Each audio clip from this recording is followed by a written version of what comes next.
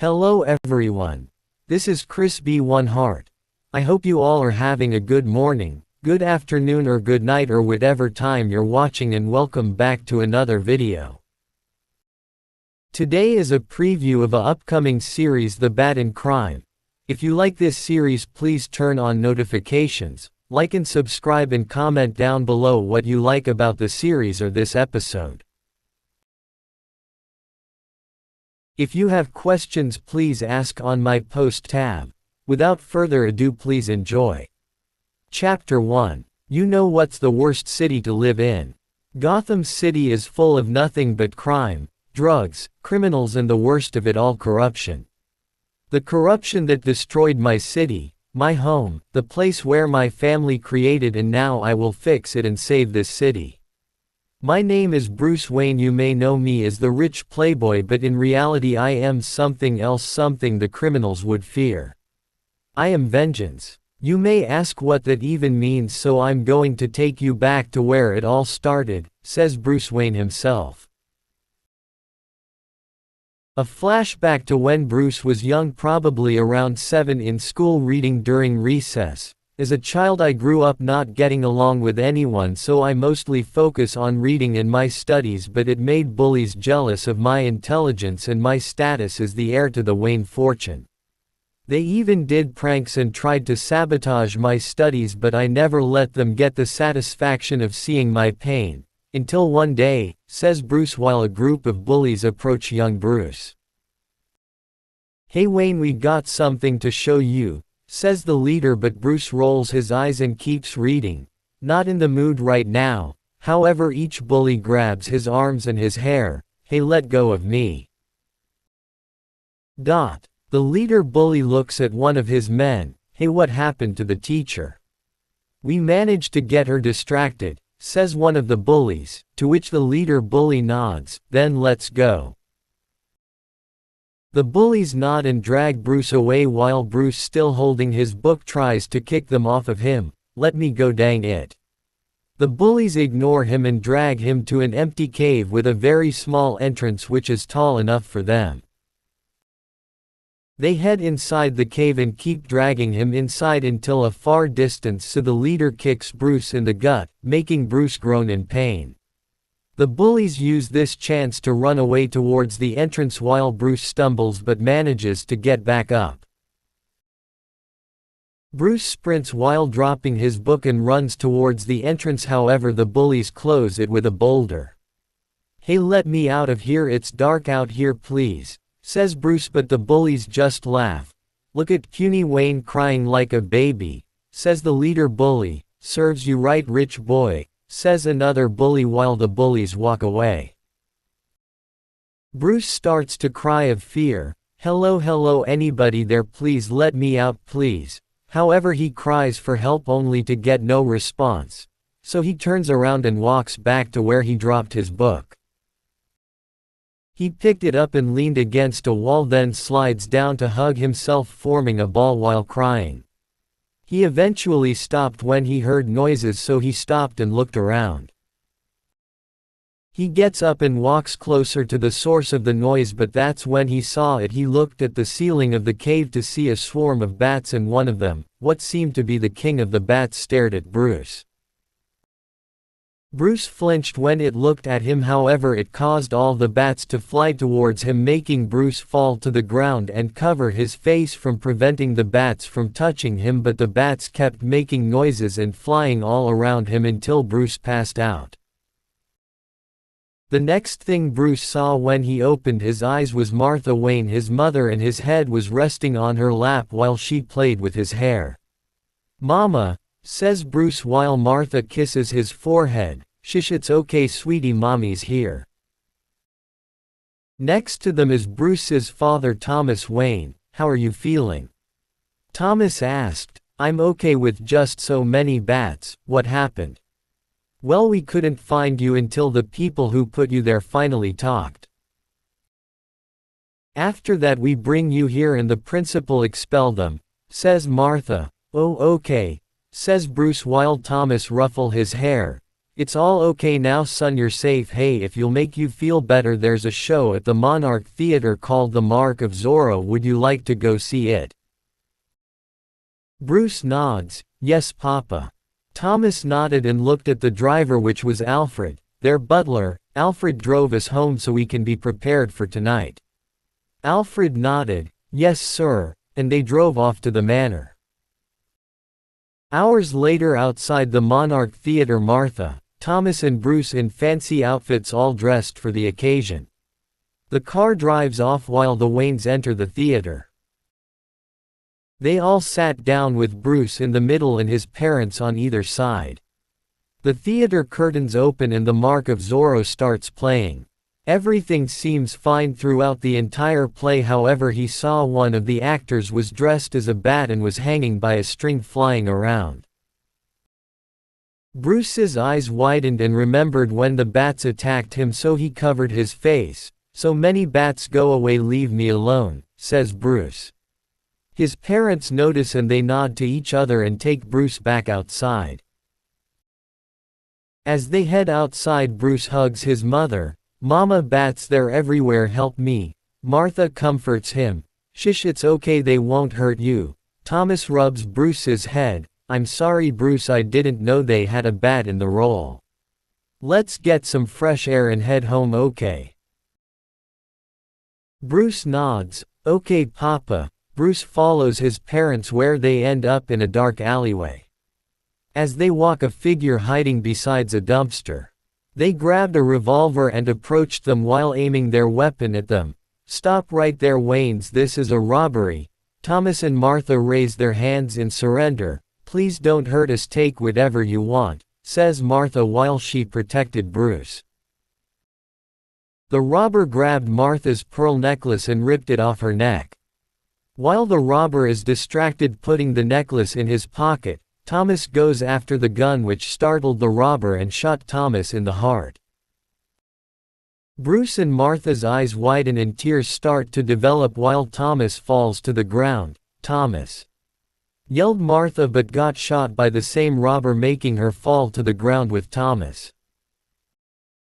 Mama! Papa! Cried Bruce while he starts to cry, shaking his parents' body. Wake up please, Mama! Papa, please! But the robber aims his weapon at Bruce's head, but the robber hears sirens nearby and looks around. With rage, Bruce looks around and finds a pipe. So he grabbed it and hit the robber in the ankle, making the robber fall to the ground. Ow, you little s. He aimed the gun at Bruce, but the robber got shot in the right shoulder, making him throw the gun away by accident. Bruce looks back to see the police officer who had brown hair and a barely growing mustache. The officer approached the robber and handcuffed him. You're under arrest for the murder for Thomas and Martha Wayne, says the officer while he puts the robber in the back seat. The officer approaches Bruce and kneels. Mr. Wayne, are you hurt? My name is Officer Jim Gordon. Bruce looks at her parents and is still crying. Mama, Papa. Jim looks at Bruce with pity and pulls him to a hug, forcing his head to look away. I'm sorry for your loss, don't worry, they're in a safer place now. But Bruce still cries, Mama, Papa. An hour later at the police station, Bruce is sitting down until Alfred entered the station and rushed towards Bruce. Master Bruce, says Alfred while he'd pick Bruce up and hold them. They're gone, Alfred. Mama, Papa, they're dead, says Bruce while Alfred rubs his back. I know, Master Bruce, but don't worry, I'll take care of you now, Master Bruce. I may not be able to replace them and I never want to be their replacement, but I'll never leave your side. Bruce cries on his shoulder. Thank you, Alfred. Chapter 2. A few days later, the funeral for Thomas and Martha Wayne is happening. Bruce is outside where they're about to bury them. He sat down with everyone else who came to this event, including Alfred, who was sitting next to him. The priest goes on the podium standing next to a photo of Thomas and Martha and clears his throat. Thank you for coming, everyone. We have gathered here to make sure that Thomas and Martha Wayne were buried in peace. The Waynes have been one of the founders of Gotham. Their ancestors spent their entire life building Gotham to the way that it is now. However, despite all of that, they remained as a healthy family. Thomas and Martha were a lot of things, but the most important, they died as happy parents knowing their son Mr. Bruce Wayne is safe and they have raised him to the best they can do. We just hope that one day Bruce will carry on his parents' legacy. Now let's give them a moment of silence. Everybody nodded and looked down for their moment of silence. Minutes later they were buried to their graves with their tombstones. Thomas Wayne, a loving father, businessman and a friend. Martha Wayne, a loving mother, a businesswoman, and a friend. Bruce just stares at his graves while everyone starts to leave. Alfred holds the umbrella for him and Bruce while he gives Bruce his moments to say goodbye. "I hate criminals," said Bruce, making Alfred raise an eyebrow. "What do you mean, Master Bruce?" "I mean the criminals in this city, Alfred. They don't care about any innocent people they take away, but not only them, everybody else doesn't care either because the corruption in this city made them all think about themselves and their greed. I won't let this stand. I will fix this city no matter what and will prevent anyone from suffering the same fate as I did," says Bruce with a determined look while Alfred touches his shoulder. "Then you'll have my full support, Master Bruce." Bruce nodded and they walked away, heading back to the manor. The next day in recess class, Bruce is sitting alone reading more books related to anything. Until he heard footsteps. "Hello Wayne, how are you?" Bruce frowned and clenched his book, remembering the voice of the leader bully who shoved him into a cave. While the leader bully gets in his view, "Why are you here? I thought you got expelled." The leader bully chuckled. "I did, but my parents paid the principal so I can visit you. I heard your parents are dead. How does it feel being an orphan?" Bruce's eyes start to fuel with rage. "Oh my, you gonna actually fight me now, you crybaby?" Bruce closes his book and slaps the bully with the book and starts beating him up with the book. He keeps making the book bloody, but the teacher arrives and picks him up before the leader bully dies. "Bruce, that's enough. When taking you to the principal," she said while walking back inside the building. An hour later, Bruce and Alfred are in the principal's office in front of the principal. "Mr. Wayne, I understand you're still grieving, but badly injuring a boy is unacceptable," says the principal, but Bruce scoffs. "You say that, but you're defending someone who's been bullying me and put me inside of a cave yesterday. What you trying to accuse, young man?" says the principal, but was cut off by Bruce. "Shut up, he told me his parents paid you to letting him in so he can have fun torturing me again." Alfred's eyes widened and got pissed. "Madam, it is very clear you didn't care about the safety of my Master Bruce or any other children in this school. So we'll just take him somewhere else. Come on, Master Bruce," says Alfred while getting up and holding Bruce's hand to talk away. "You think you can get away with this, you spoiled brat?" yelled the principal, but Alfred looked over his shoulder. "Quiet now, I already called the police on you for child endangerment. Have a nice life." As Alfred and Bruce walked, Bruce looked at Alfred. "Alfred, can we get all the books in the school?" Alfred nods. "Of course sir, it looks like the school won't need them anyways." "Well, call a truck to deliver them to the manor and will hopefully arrive within an hour." Bruce nods and they leave the school building. After all of that, a lot changed for Bruce's life. For starters, since leaving the elementary school, Bruce decides to not go to any more public schools and go for online classes. With no other students or teachers in his way with his online school, since he does it in the Wayne Manor Library, he completes it very easily and graduates elementary school within 2 months. Before starting middle school, he spent a year reading all the books he took from the elementary school and then started reading the books in the Wayne Library. He started middle school when he turned 8 and worked hard to focus on studies only while Alfred supported him with different subjects and even spent some time with Bruce to give him a break by watching movies, playing games and even learned how to cook food by Alfred. During his time in online middle school it was easy for Bruce due to his reading, so he spent reading in the library in Wayne Manor and basic workouts to train his body to the best he can with his age. After 1 year Bruce graduated from middle school at the age of 9 years old. Mostly the same happened with his life afterwards, with Bruce wanting to get online high school over with, so within next year at a young age he managed to graduate high school at the age of 10 years old. With school out of his way he moved on to his personal training. Starting off he stayed at home reading at the library specifically on engineering, mechanics and technology specific books. He did this while working out to improve his body more often, and at night before heading to bed Bruce spends time with Alfred and Alfred teaches him how to cook many meals.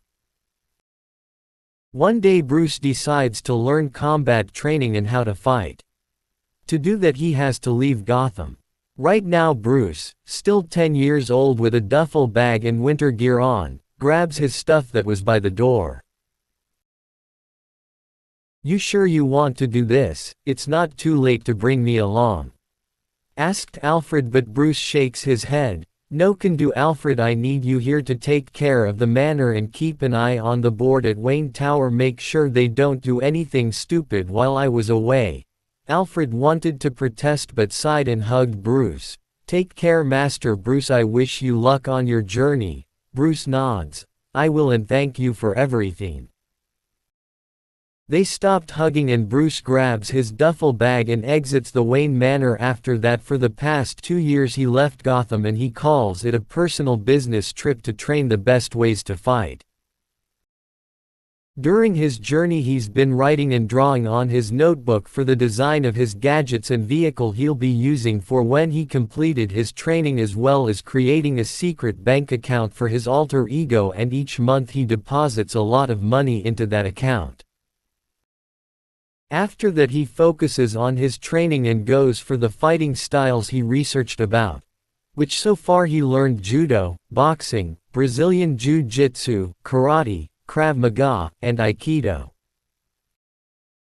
Due to not letting any distractions get in his way he managed to master them and move on to the next one at ease.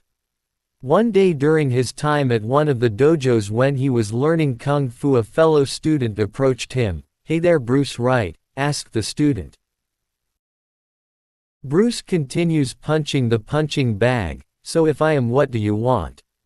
The student scratches the back of his head. "Well, I heard you're great at fighting and you haven't gotten a real challenge since I came here, and all our classmates aren't good enough, but I haven't fought you, so what do you say?" However, Bruce ignores him, which made the student growl and throw a punch at him, which Bruce easily dodged to the side. "What are you doing?" asked Bruce, but the student got into a fighting position. "Come on, fight me, show me what you got, Wayne." Bruce sighs and gets into a fighting position.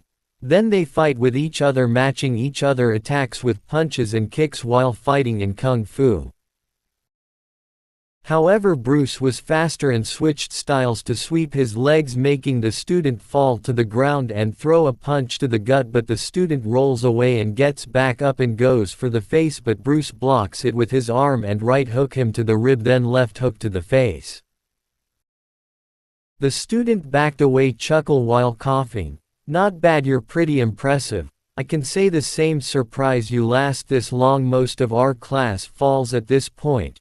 "Yeah, but damn, that was good hits, I'll call this fight off, you win." The student offers his hand in a handshake, name's Tank. Bruce accepts his handshake and they continue their kung fu lessons. After mastering kung fu, Bruce keeps going. 2 years have passed since he mastered kung fu, and during this time he learned Muay Thai, Savate, Taekwondo, Capoeira, and Ninjutsu. During his time learning ninjutsu he heard stories about Shaolin monks up on the mountains in Russia. So he goes there. With the rough walk up the mountains he eventually meets the monks. With some convincing and bribery Bruce gets trained by the monks who were also teaming up with Tibetan monks during this time as they specialize in mental training as well as physical training. Bruce has learned detective work so he can investigate crime scenes in the future as well as resistance to mind control, and lastly he learned a technique called micro-sleep where he can manually go unconscious while napping. In this process in the real world it looked like he slept for 10 minutes, but for Bruce he felt like he slept for 10 hours. However, he does try to be careful with it as it can be risky of damage to himself. Chapter 3. After the last day of his training with the monks he went to the nearby town and walked around while a ninja on the rooftop was spying on him and decided to follow Bruce. As Bruce walks he senses someone is nearby and heads to a nearby hallway. As he enters he looks at his phone pretending to be doing something while the ninja sneaks behind him, but Bruce puts his phone away and flips the ninja to his back and removes his mask. His eyes widen to see it was Tank. Tank chuckles, "You still remember me? Huh, good on you, and you're still skillful as usual, Bruce. Do you mind letting me go? I'm not here to fight." Bruce lets go and backs away, crossing his arms while Tank gets back up. "What are you wearing?" asked Bruce, and Tank shrugs, "It's my assassin outfit." "An assassin? How did that happen?" "Well, after our training I came across a member of a group called the League of Assassins. The member saw potential in me and recruited me. Now I'm one of them." Bruce nods. "All right, what do you want? Are you here to kill me?" Tank shakes his head. "No, I actually want to recruit you because the League are very skilled warriors, better than any dojo I have ever seen, and I thought it could benefit greatly." Bruce rubs his chin and thinks to myself, even if he says is true, am I going to trust this organization? He shakes his head and continues thinking, regardless, I am going to need all the training I can get to complete my training. He looks at Tank. "All right, fine, lead the way, but try nothing funny." Tank smirk and pull his mask back on. "Follow me, try to keep up though," says Tank as he parkours to the rooftop, which Bruce tries to follow but managed to do it, and then he follows to the League of Assassins base of operations, which is somewhere in the mountains of China. After several days together they manage to finally arrive. Luckily it's not snowy here, just warm and rocky. As they arrive at the base and enter a cave, many other assassins come out of nowhere in the shadows and aim their swords at Bruce, but Bruce stays focused. "Assassin, you dare bring an intruder here," a female voice said, approaching from the shadows. Her appearance: black skin-tight bodysuit with armor all over her and two katanas on her back, brown long hair that even covers her left eye, and lastly brown eyes. Tank kneel to her. "Madam, he is not an intruder. I know him personally. Before I joined the League he has potential of becoming an assassin like me. He even defeated me several times in the past." The woman raised an eyebrow and looked at Bruce, who at this point has a black beard and longer black hair and brown eyes. "Is that true? Do you wish to join our league? Beware, there is no going back. Now you know our existence, it's either you join or you die." Bruce kneels. "I want to learn the ways of an assassin. I'll do whatever you ask of me." The woman smirks and orders the other assassins except Tank to retreat, so the assassins retreat into the shadows. She looks at Tank. "Hand him your sword." Tank bows and hands it to Bruce while whispering, "I wish you luck." Then he retreats into the shadows. "Rise, stranger, and tell me your name." Bruce stands up. "I'm Bruce Wayne, the last heir to the Wayne family." The woman smirked. My Bruce Wayne, you're very far away from home, aren't you? But it doesn't matter. If you pass this test it will show us you have more value than your money and a handsome face." She unsheaths his sword and points at him with the sword. My name is Talia Al Ghul, daughter of Ras Al Ghul. If you could hit me with that blade, I might consider letting you enter our ranks. Bruce unsheaths his katana and gets to a in-no-kame fighting stance while Talia goes to a Ko-Gasumi fighting stance. Show me what you got, pretty boy. Bruce charges and they clash and start swinging swords at each other. Mostly all of them connect as some manage to cut Bruce, but he fights through the pain. He dodges one of her swings and goes for the knee, but she blocks it and kicks his gut backwards. Not bad so far, but you can do better, says Talia as she charges back, but Bruce dodged the attack and switched to hold his katana upside down with his left hand and block the blade attack while his other hand grabs dirt from the ground. Seeing what he's doing, Talia closes her eyes, but Bruce knees her in the gut and twists her wrist, forcing her to let go of the sword, and Bruce grabs it to throw it to the wall and lastly uses his sword to slide her arm to make a scratch while she backs away while kneeling. Bruce points his blade at her, making Talia grin. Clever boy. She gets up. Fine, you convinced me, please follow me, but make sure you bring the sword back to the recruit. Bruce bows. Yes ma'am. He sheaths the sword. Thank you for letting me join. Talia pats his shoulder with an amused smile but quickly puts a serious face. Follow me, said Talia, and Bruce follows her while Talia grabs her sword off the wall and sheaths it. As they walked, Bruce walked around to see many tools and training areas in the place, and the building itself was very Japanese cultured. They eventually arrive at an office area where a man is staring at the window next to Tank, who has his mask off. The window shows a great view of the town nearby. The man turned to face Talia and Bruce. Well, I didn't expect the great Bruce Wayne of all people to be here. I must say it's an honor. I thought you were more of a party playboy like the rest of your rich kind, but instead you focused on training to be a killer. How interesting. The man's appearance seems to be in his 30s, black hair with white on the sides, black pointy sideburns with stubble beard. He wears green paints with yellow martial arts belt, green business jacket but no shirt under it, letting his chest exposed. Lastly, he has a green cloak with yellow accents and pointy upwards collar on the cloak. The neck part of the cloak is also attached by golden chains that are connected to golden buttons. Talia Neal, Father Mr. Wayne has shown great potential and already has been well trained. The man now revealed to be Ras Al Ghul nods his head. Well, that's something. You're starting to be a real show-off, aren't you, Mr. Wayne? You may raise my daughter. Talia stands back up while Tank approaches Bruce and gets his katana back and leaves the room. Now then, Mr. Wayne, for the next few years me and my daughter will be training you to become one of us. Be warned, if you betray us or expose our identities, this will cause us massive problems, especially for you. Do you understand? Says Ras. Bruce kneels and bows. I will do whatever it takes to gain your trust and will listen to all your lessons, no matter how much pain. I'll fight through hell for this. Ras nods. Very good. Now Talia, please take our guest to their room so we can prepare tomorrow. Talia bows while Bruce stands up. As you wish, father. She gestures to Bruce to follow her, so that's what he is. They kept walking until they appeared outside of a room. Here you are, Mr. Wayne. I do hope you enjoy it, as this will be your home for a while. She jabbed a finger on his chest.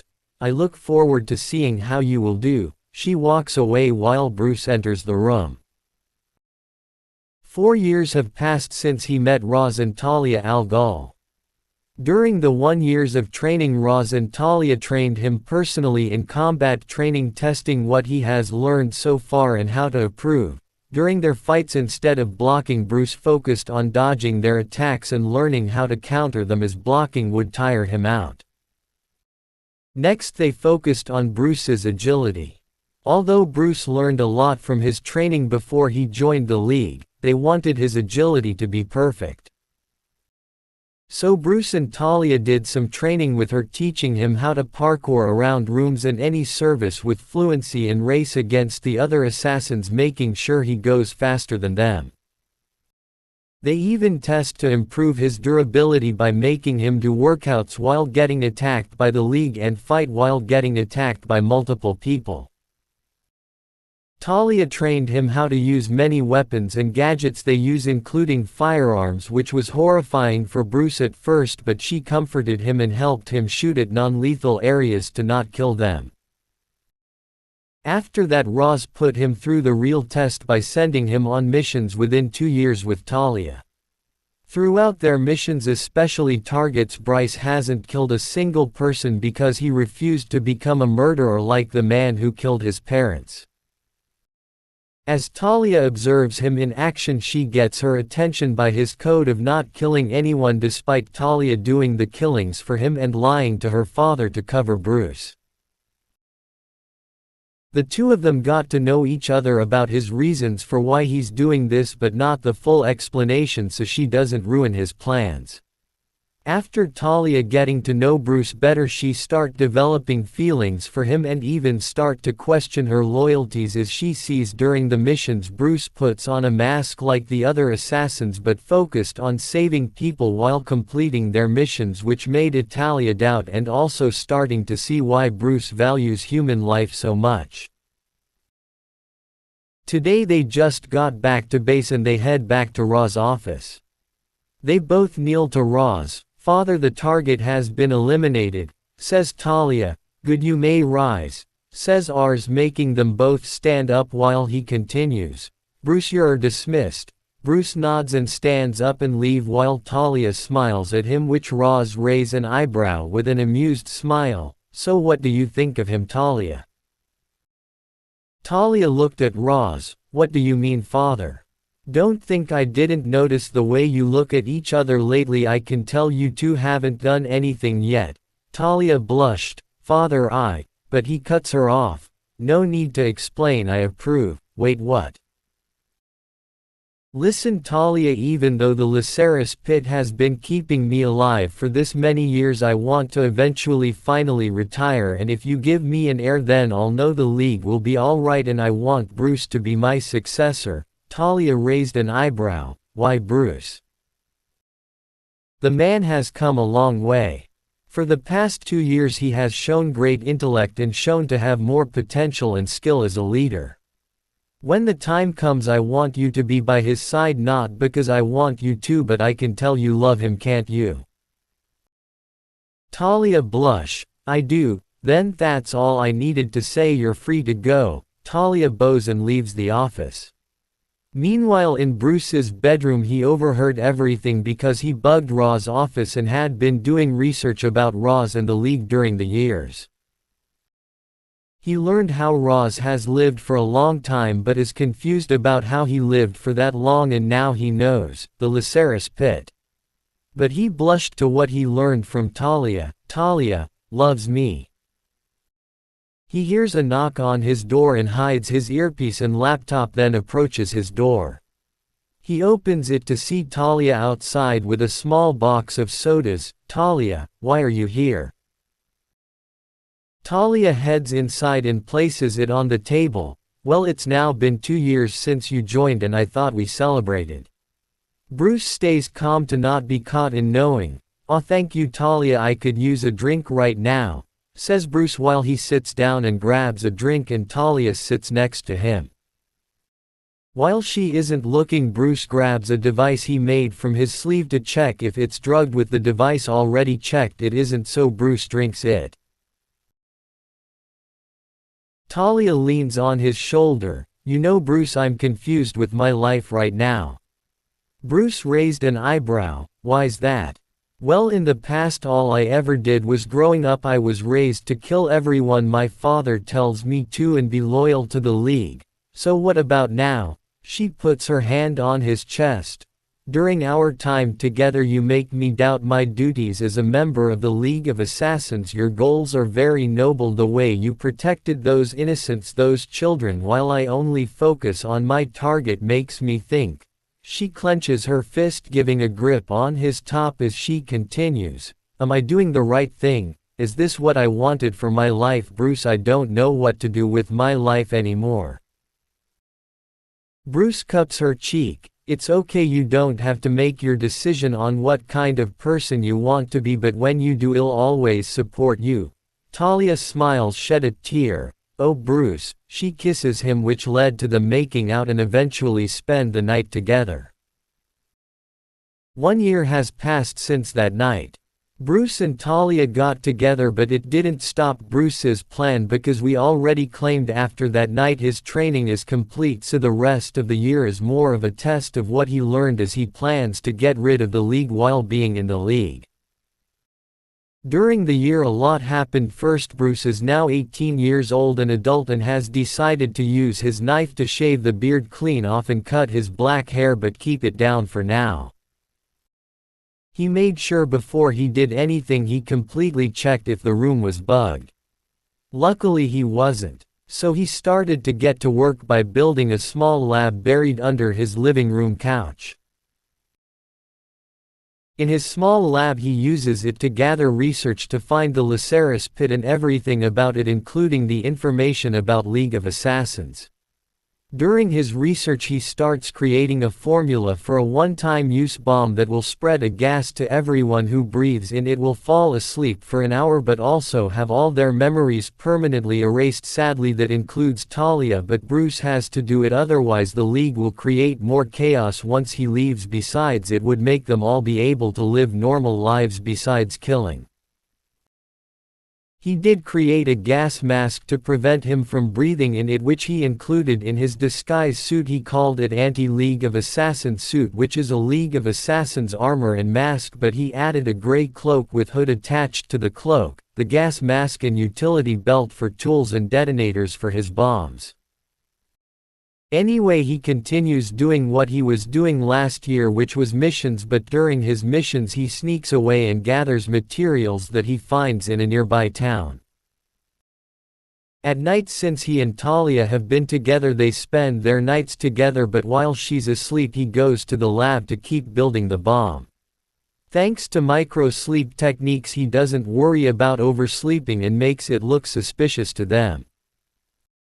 One night after Talia went to sleep, Bruce sneaks out and heads to Ra's al Ghul's office and finds him alone and going somewhere, so he follows him undetected. He sees there's a bunker right under his desk, so he follows Ra's from a safe distance, and once he makes it he sees Ra's gets out of some sort of pool full of green liquid. This must be the Lycaris pit, says Bruce to himself while he runs back to the room. With the pit now found, he continues his missions, but this time in his lab he builds actual bombs to blow up the pit and the area surrounding them, including the entire League of Assassins base.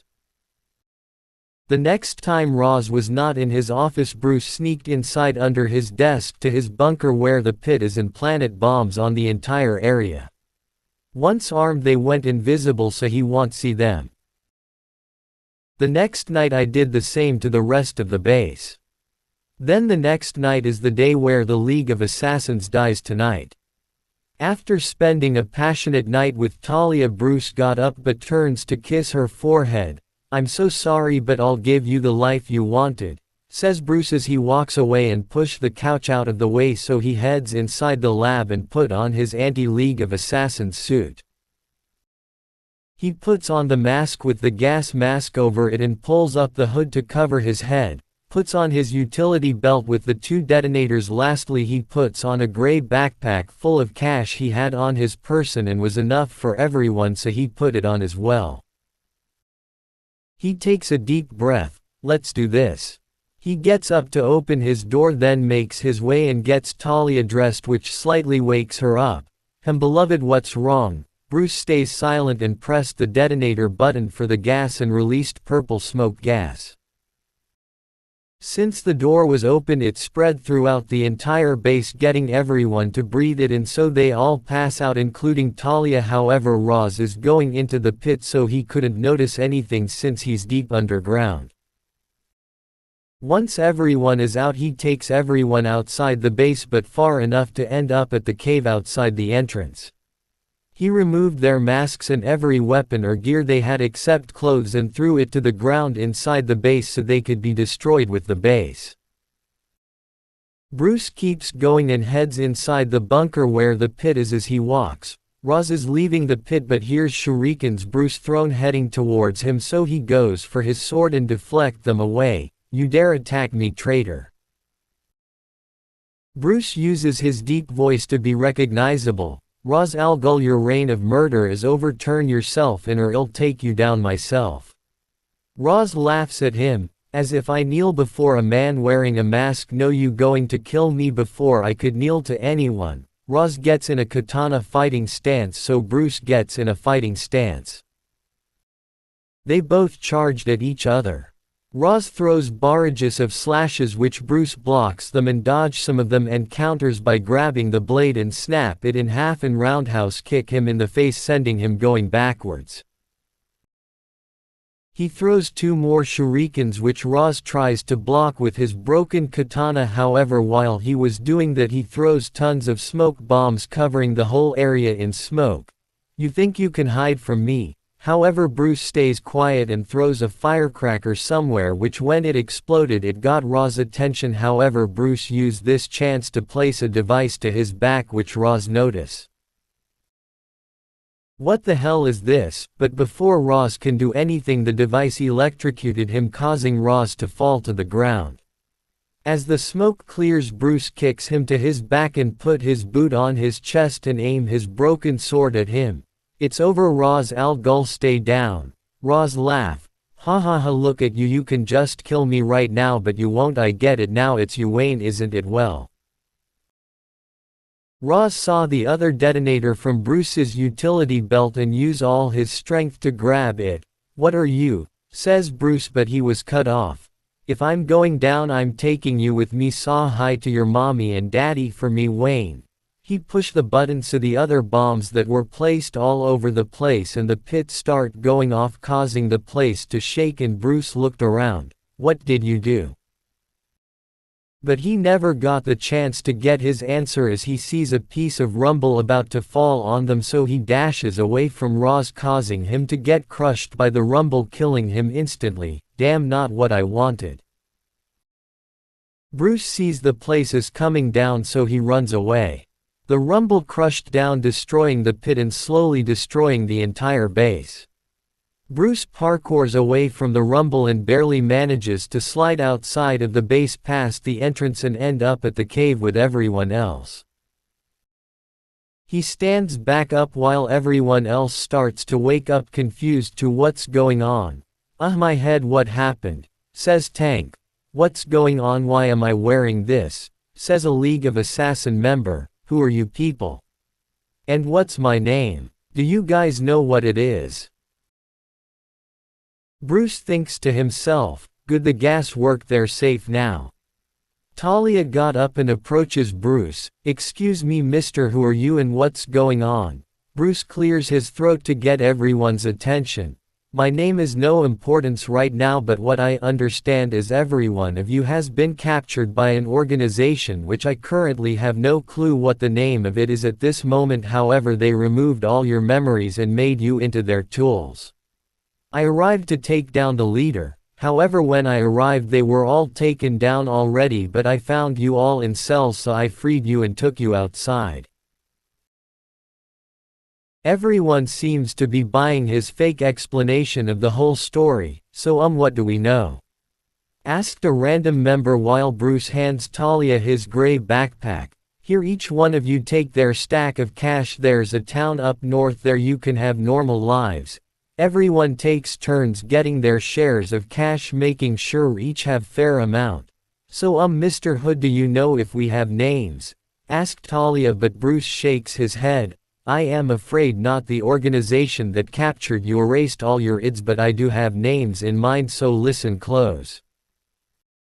Bruce gives them names, but unknowing to them he erases their true identities from the database so criminals don't come after them, because they all have assassination crimes, and he also gives them their real names, but they don't know that. Once down he looked at Talia. "Talia, I am afraid I should be heading home. I wish you all good luck on your new life." Talia looked disappointed while Bruce walks away holding his tears, but she grabs his arm. "Wait, will we see you again?" But he swipes her hand off. "No, now I must get home before my family get worried." Talia nods. "Right, understood, but thank you for saving us." Bruce nodded without looking at her and walked away. He whispers to himself, "Talia, I'm sorry, but my mission comes first. I can't let you get hurt." He keeps walking while silently crying. Chapter 4. As Bruce walked, he gets a call from the Gotham hospital and answers. "Hello," a female nurse responds. "Hello, Mr. Wayne, I'm calling from the Gotham City Hospital and would like to tell you about Mr. Pennyworth's condition." Bruce sighs and thinks to himself, I guess his age has finally caught up to him. The nurse cuts off his thoughts. "You still there, Mr. Wayne?" "Yes, I am, but please, I'm well aware. So how long he has left?" "I'm afraid we can estimate tomorrow will be his last. I am so sorry, it's the best we can do." Bruce shakes his head. "No, don't be, I'm well aware. I'll be heading back home now, so can you make an appointment for me when I get there?" "Of course, Mr. Wayne, we'll schedule for tomorrow." Bruce ends the call and looks into the sky. "It looks like my training is finally over. I'm going to protect Gotham, Mom and Dad, and I won't let you down." He walks away and uses his phone to make a call. The next day, Bruce is now wearing a black suit, slick back black hair, but still has his clean shave. He sits down in his private plane alone with a suitcase that has his anti-League of Assassins outfit and his duffel bag. Both items were placed on the seat next to him. As he's still relaxing in his seat, the driver announces, "Mr. Wayne, we'll be at the airport soon." Bruce nods and takes a deep breath. He smiles. Time to go back to Gotham. The plane eventually lands and Bruce picks up his duffel bag and suitcase. As he exits, he walks around the airport heading to the entrance while people take photos. As Bruce arrives at the front door, he gets attacked by flashes of cameras from the reporters. Luckily, his security set a path for him and guided him towards the limo while Bruce just smiled and waved. "It's good go be home Gotham City," says Bruce while walking. Many of the reporters try to ask him questions, but he ignores them and heads inside the back of the limo. "Welcome home, Mr. Wayne. What's the first thing you want to do?" asked the driver. "Gotham Hospital, I need to see Alfred right away," says Bruce, making the driver nod. "Yes, sir." With that order, they drive off to the Gotham Hospital. When they arrive at the hospital, Bruce exits the limo and leaves his stuff in the limo since he will return. He walks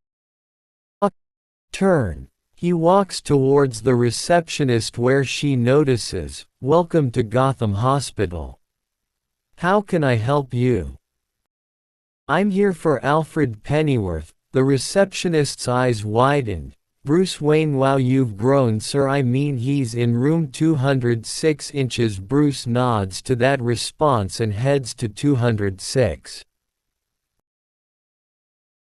Once he arrived, he opened the door to see Alfred sleeping with an oxygen mask on. Bruce approaches him, which Alfred notices and opens his eyes.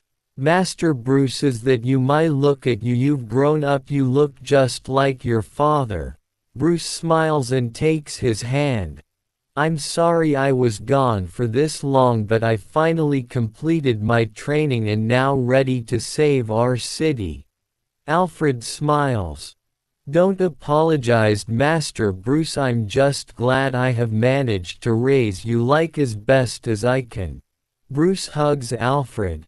"Thank you for everything. I wouldn't be here if it wasn't for you. You given me hope and purpose. I'll make sure your efforts were never in vain." Alfred hugs him back. "Just take care of yourself, Bruce. Me and your parents will be observing you and wait for you to join us. I'm so proud of you. Thomas and Martha would be proud of the man you've become." Bruce starts to cry. It's okay, you can let go, Alfred, your job is complete. Alfred closes his eyes while smiling and takes his last breath, then the heart monitor goes blank. A few days have passed since Alfred's passing. He had a funeral with his friends and what's left of his family. After that, Bruce moved back into the now empty manor and unpacked everything. Once done, the first thing Bruce had to focus was his Bruce Wayne persona, which means taking full control of his business, Wayne Enterprises. After some investigation, he figured out what the board had been up to. What he found only upset him more. Each member of the board has been doing arms deals, drug deals, and transporting homeless-like cargo so they can gain more money and use Wayne Enterprises as a cover-up. Bruce slams his hand on his desk in his room. Damn it all, these corrupted bastards, I can't let this stand. He stands up and uploads all the evidence into a drive containing each individual member of the board's crimes. He gets dressed in his suit but puts on a black hoodie over it and pulls up the hood. He takes the drive and puts on a black ski mask. As he walks, he heads to his garage and gets on a motorcycle and drives away. After a few minutes, he drove to an alleyway near the Gotham City Police Station. After he parked, he got out of his bike and climbed up the station building until he had arrived near the captain's office window. He climbed through the window, seeing the office was empty. He looks at the desk and sees the name tag, Captain Jim Gordon. It made Bruce smirk. Well, if I remember, Jim fights for justice like me I do. Home, it stayed the same after this many years. He placed the USB on the desk and put it into a sticky note he found from the desk and wrote down, "From an ally." Once done, he hears somebody approach the office door, so he climbs out from the window and climbs down back to the bike. Meanwhile, Jim just entered his office and sat down on his chair until he noticed the USB on his desk. He looks around for any spies but picks it up and inserts the USB into his computer and reads the content inside. His eyes widened when he saw, "My G." Meanwhile, Bruce has driven to an alleyway near Wayne Tower. He removed his mask and hoodie, revealing his face and suit, then put it inside the pouch that's in the back of the bike. Drives to the parking lot that's under the building. A few minutes later, while the 5 board members talk to themselves about their plans, Bruce enters the room, making the board stay quiet. "Mr. Wayne, welcome. It's an honor to see you back in Gotham," says boarder member number 1. Bruce nods. "It's good to be back home. What brings you here, sir?" Asked board member number 2. However, before they could answer, the police open the door and go after, startling everyone including Bruce, but he has to play the part. "What is the meaning of this?" Asked Bruce. However, the cops go and handcuff all members of the board.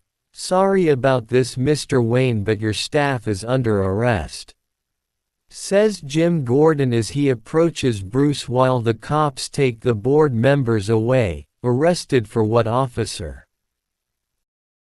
Jim smirks. "It's Captain now, Bruce. I must say you've grown. Alfred raised you right. Anyway, we have evidence of them doing human trafficking, drug dealings and arms deals while you were away." Bruce's eyes widened. "What? How did they manage to get away with that?" He crossed his arms while frustrated. "Apparently they did it while using Wayne Enterprises as a cover-up. We apologize for not getting them sooner while you were away, Mr. Wayne." Bruce sighs. Well, at least they're not stealing my money and ruin my business with these crimes. Jim grins and nods.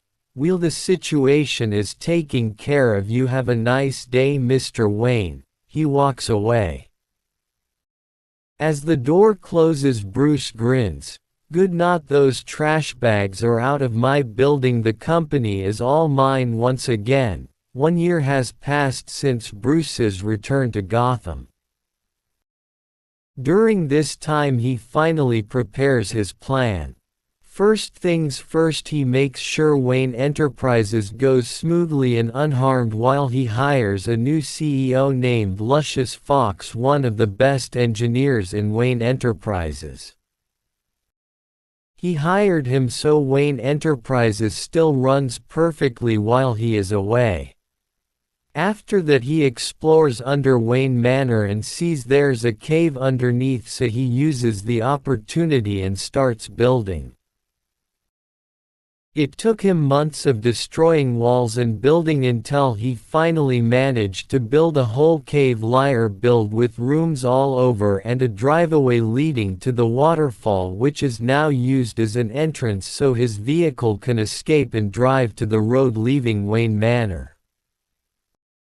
The rooms include a main lobby with a big rolling chair even bigger than a gaming chair, a giant computer that has several monitors and a giant table making them all stand.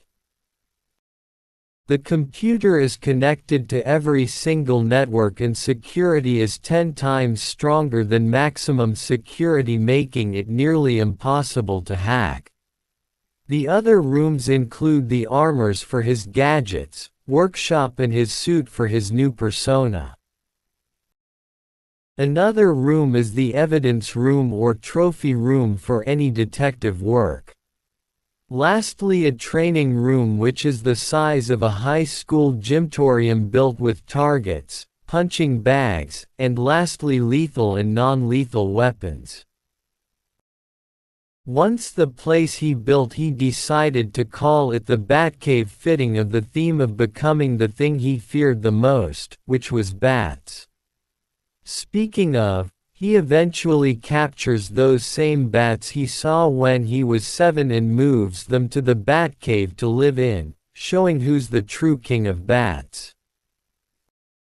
Once all the lair is built, he begins working on the most important thing, his alter ego, aka his true self. He starts by making the suit, which was built with materials making it bulletproof, fireproof, slash-proof and electric-proof. The design is complicated to make. The first is his fully black mask that has red eye lenses that look red, but on the inside it's clear for Bruce to see. The eyes also contain different visions for different situations such as detective vision, thermal vision, night vision, and X-ray vision. The mask design has long bat ears and it covers his entire face with dark gray gas mask breathers on each cheek, and it's long enough to reach down to his collar.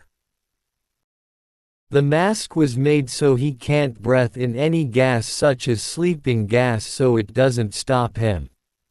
Next is his torso, which is fully black but black armored plating for physical resistance. He added a dark gray bat symbol to show who he is. It also has dark gray elbow pads and dark gray shoulder pads, but they are high-tech build so his entire suit can go invisible like camouflage. The collar of the torso has locks so the mask can lock in place so nobody could remove his mask unless it's himself. Lastly, for the torso on the back is a custom jetpack built in to absorb nearby air 24/7 and use it to push air pressure so hard it gives him the ability to fly like an extremely powerful fan used like a jetpack.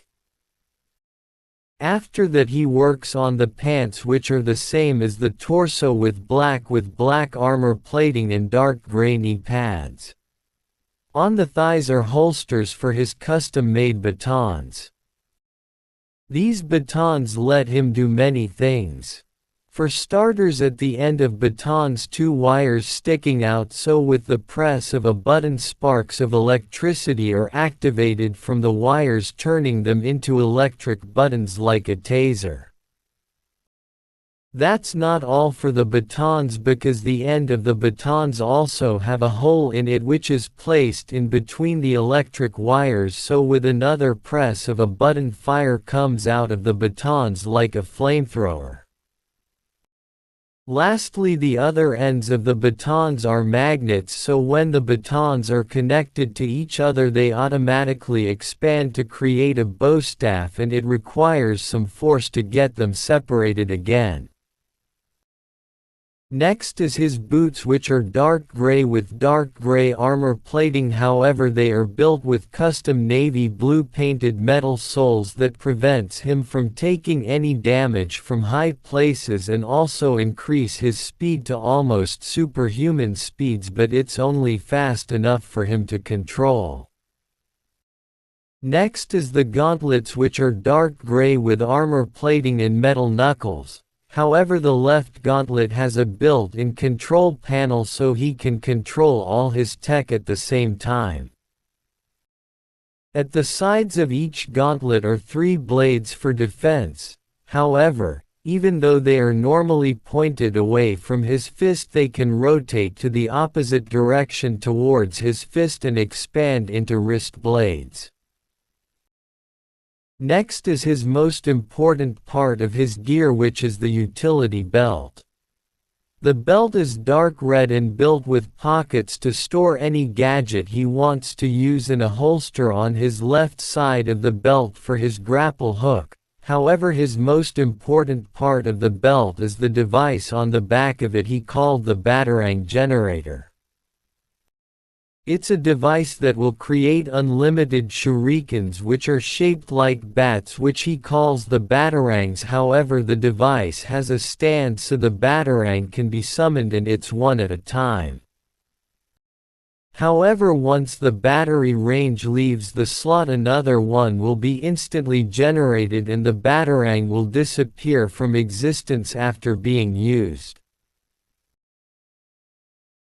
The device also had a dial, so when the dial is rotating the battery range switch to different ones, such as ice batarang, which will freeze things on contact, foam batarang, which will cover anything with form after the batarang makes contact, foam perfect for capture, smoke batarang, which after used before it disappears, smoke comes out of from the batarang like a smoke bomb, Emp Batarang, which will shut down any weapon and gadget within 10-meter range for 20 minutes. Electric Batarang, which will electrocute anyone or anything in contact. Fire Batarang, which will set anyone and anything on fire. Lastly, the basic Batarang, which is just a shuriken shaped like a bat like the rest. For the last part of his outfit is a navy blue scarf which wraps around his neck, however it's built to be long enough to become his cape for breaking enemy defense in physical combat. With the suit finished, he works on his transportation, which he calls the Batmobile. It's built as a one-seater muscle car but with high-tech buttons and gadgets, with machine guns right next to the headlights and missiles coming out from the front fenders. The tires are made for all terrain. The top of the car opens and rotates upwards as it's the only way for him to get in or out of the vehicle. The whole car is black with armor plated all over it to make it bulletproof, explosion-proof and waterproof. On the left side of the car there's a bike attached to it he calls the Batbike, which by pushing a button he can disconnect or reconnect it into the Batmobile. On the right side is a wing that can expand. Why? It's because the Batmobile has 2 modes, the Batplane mode and Batsubmarine mode. When in Batplane mode the wing expands and the fires rotate until the rims are pointing downwards and then it can fly away. Meanwhile in submarine mode it's mostly just the wing that doesn't expand but the tires rotate outwards until the rims are facing the back of the car so it can be used like a turbine. Anyway, for the rest of the design the trunk is replaced by a giant thruster and he can use it to boost the car's speed by pressing the horn. On the hood of the car has a supercharger sticking out of the hood and it's shaped like a bat. In the back next to the thruster right above the back fenders are bat wings design. After finishing building the Batmobile he has finally completed his new persona and now all he needs is the name. As he comes up with the name he sits on the chair in the lobby next to the giant computer that he calls the Batcomputer while he activates his Bat Scouts, which are drones made to explore a district of Gotham and message him of the crime going on. He activates multiple drones and while they are on the drones go invisible so nobody can find them. He sets them off, each drone flying around and exploring each district in Gotham. After 20 minutes of micro-sleeping on his chair he woke up and got an alert on his Batcomputer. He checks it and sees it's a robbery in the Gotham National Bank. He gets up and is all geared up. After flexing and getting comfortable wearing his batsuit he gets inside the Batmobile and drives off past the waterfall and drives to the main road exiting Wayne Manor. Chapter 5. At the Gotham National Bank 2 robbers are at the vault gathering money while 3 more robbers are keeping an eye on the hostages while holding their assault rifles. Another robber is at the entrance gateway to the vault. The robber at the gateway looks back to where the vault is. "I can hear sirens, are you almost done back there?" "We'll almost keep them busy for a while longer," says one of the robbers who are filling the money. Meanwhile 10 cop cars are parking right at the entrance. Cops come out and aim their weapons. One of the cops is Captain Jim Gordon. He approached one of the officers. "What's the situation?" asked Gordon. 10 hostages and 6 robbers and I am afraid the guards are knocked out," says the officer, making Gordon rub his temples. "What a mess. Do you have any strategies to get inside?" The officer shakes his head. "Negative, Captain. They have sealed and trapped the entire place that leads any path to the main lobby where they are." Gordon clenched his fist. "Damn it." Meanwhile Bruce parks the Batmobile in a nearby alleyway. He gets out and uses his grapple hook to get to a rooftop near the bank. He perched on the ledge to get a great view of the bank. "Let's see what I'm working with." He activated detective vision and sees 6 people roaming around and 10 people sitting down looking like they are tied up.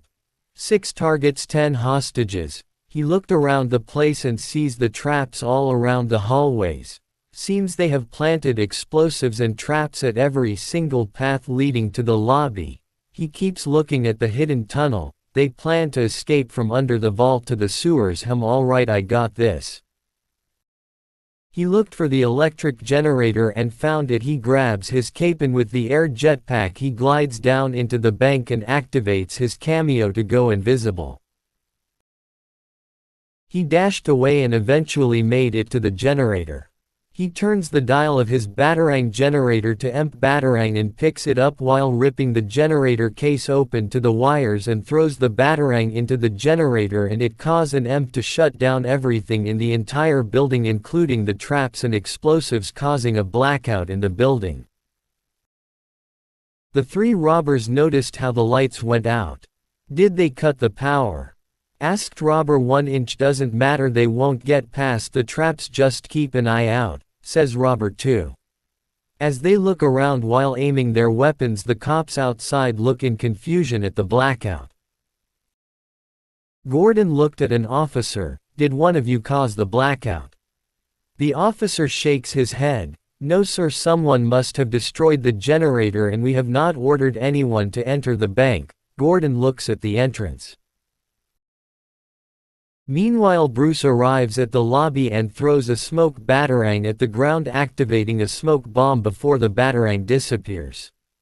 As the smoke covers the whole lobby, the robbers panic. "We got company," says Robber 2 inches. "Killed them on sight," says Robber 1. However, Robber 3 was snatched away from them. Confused, "Where did he go?" asked Robber 1 while going back to back with Robber 2. However, 2 ice batarangs hit them in the shoulders and ice covers their body except their legs and heads, but they are unable to use their weapons. "What is this?" asked Robber 2 inches. "Is this ice? How is this possible?" However, their questions were never answered as a Bruce in a blitz grabbed both their heads and slammed them to the ground, knocking them out. The robber who was protecting the gateway to the vault approaches the lobby. "Hey, what's with the nose?" However, his eyes widened when he looked at the smoke and only saw red eyes looking at him. So he openly fired at it, but Bruce didn't even flinch or move. However, it made the robber who was taking the money overheard the gunshots. The robber kept firing until he ran out of bullets, which made their eyes widened in fear. He takes a few steps back while Bruce approaches him. However, thanks to Bruce's boots, he blitzes towards the robber and slams his head on the wall, knocking him out. The last robber overheard the slam and tried to grab his drill to get to the secret tunnel. However, Bruce used the grapple hook to grab his right ankle and pull him towards Bruce. In the lobby, as the smoke clears, the hostages take a good look at Bruce's bat suit, making them look frightened while Bruce pulls. The last robber kept pulling towards him and grabs him by the throat while lifting him in the air. The last robber looked at him in fear while Bruce with his free hand ripped the duffel bag off of him and threw it away. The robber trembles but asks, "Who are you? What are you?" Bruce growls, "Who am I?" says Bruce, repeating his question while he pulls the robber closer to his red eyes. "I am vengeance, I am the night, I am Batman," says Batman while he headbutts the robber, knocking him out and throws him away with the rest of his knocked out partners. Batman turned to the hostages, which they tried to squirm in fear of him. However, Batman just approached them and used the blades on his gauntlet to remove those ties. "Go now, you're safe." All the hostages start exiting the bank. The cops aim their weapons, but Gordon yells, "Hold your fire, those are the hostages." As he said that, the lights from the bank turned back on. The cops are confused, but a batarang crashes into Gordon's hood and the batarang has a note that Gordon reads. The explosives and traps are deactivated and the criminals are inside alive but knocked out. Gordon yells, "Everyone head inside now." The cops do as he orders while Gordon looks at the batarang, which has disappeared, so he looks to where it was thrown from, but that's when his eyes widened and sees Batman standing on the ledge of a rooftop while his cape flies around. A lightning bolt strikes nearby, but it gives Gordon a good look at Batman while Batman walks away out of view.